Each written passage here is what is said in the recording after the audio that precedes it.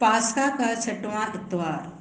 पहला पाठ प्रेरित चरित अध्याय 8 पद संख्या 5 से 8, 14 से 17। पेतरुस और योहन ने उन पर हाथ रख दिए और उन्हें पवित्र आत्मा प्राप्त हो गया। फिलिप समरिया के एक नगर जाकर वहां मसीह का प्रचार करने लगा। लोग उनकी शिक्षा पर अच्छी तरह से ध्यान देते थे, क्योंकि सब उनके द्वारा दिखाए हुए चमत्कारों की चर्चा सुनते अथवा उन्हें स्वयं देखते थे।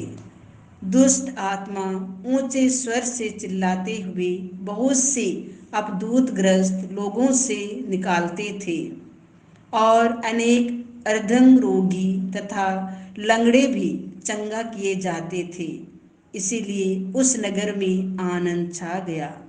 जब यरूशलेम में रहने वाले प्रेरितों ने यह सुना कि समारियों ने ईश्वर का वचन स्वीकार कर लिया, तो उन्होंने पेतरुस और योहन को उनके पास भेजा। वे दोनों वहां गए और उन्होंने समारियों के लिए यह प्रार्थना की कि उन्हें पवित्र आत्मा प्राप्त हो। पवित्र आत्मा अब तक उनमें से किसी पर नहीं उतरा था। उन्हें केवल प्रभु यीशु के नाम पर बपतिस्मा दिया गया था। इसीलिए पेतरुस और योहन ने उन पर हाथ रख दिए और उन्हें पवित्र आत्मा प्राप्त हो गया। दूसरा पाठ संत पेतरुस का पहला पत्र अध्याय 3 पद संख्या 15 से 18। वह शरीर की दृष्टि से मारे गए, आत्मा की दृष्टि से वह जिलाए गए। अपने हृदय में प्रभु मसीह पर श्रद्धा रखिए। जो लोग आपकी आशा के आधार के विषय में आपसे प्रश्न पूछते हैं, उन्हें विनम्रता तथा आदर के साथ उत्तर देने के लिए सदा तैयार रहिए। अपना अंतःकरण शुद्ध रखिए। इस प्रकार जो लोग आपको बदनाम करते हैं और आपके भले मसीही आचरण की निंदा करते हैं, उन्हें लज्जित होना पड़ेगा।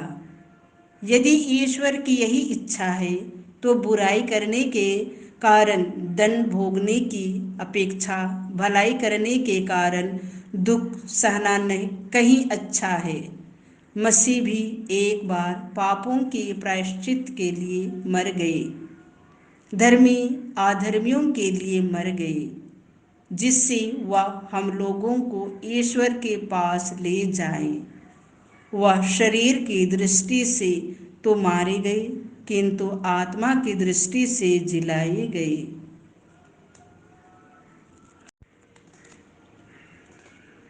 संत योहन के अनुसार पवित्र सुसमाचार अध्याय 14 पद संख्या 15 से 21। मैं पिता से निवेदन करूंगा और वह तुम्हें एक दूसरा सहायक प्रदान करेगा। यीशु ने अपने शिष्यों से कहा, यदि तुम मुझे प्यार करोगे तो मेरी आज्ञाओं का पालन करोगे। मैं पिता से निवेदन करूंगा और वह तुम्हें एक दूसरा सहायक प्रदान करेगा, जो सदा तुम्हारे साथ रहेगा। वह सत्य का आत्मा है, जिसे संसार ग्रहण नहीं कर सकता, क्योंकि वह उसे ना तो देखता और ना पहचानता है। तुम उसे पहचानते हो, क्योंकि वह तुम्हारे साथ रहता और तुम में निवास करता है। मैं तुम लोगों को अनाथ छोड़कर नहीं जाऊंगा, मैं तुम्हारे पास आऊंगा। थोड़े ही समय बाद संसार मुझे फिर नहीं दिखेगा, तुम मुझे देखोगे, क्योंकि मैं जीवित रहूंगा और तुम भी जीवित रहोगे। उस दिन तुम जान जाओगे कि मैं पिता में हूँ, तुम मुझ में हो और मैं तुम में।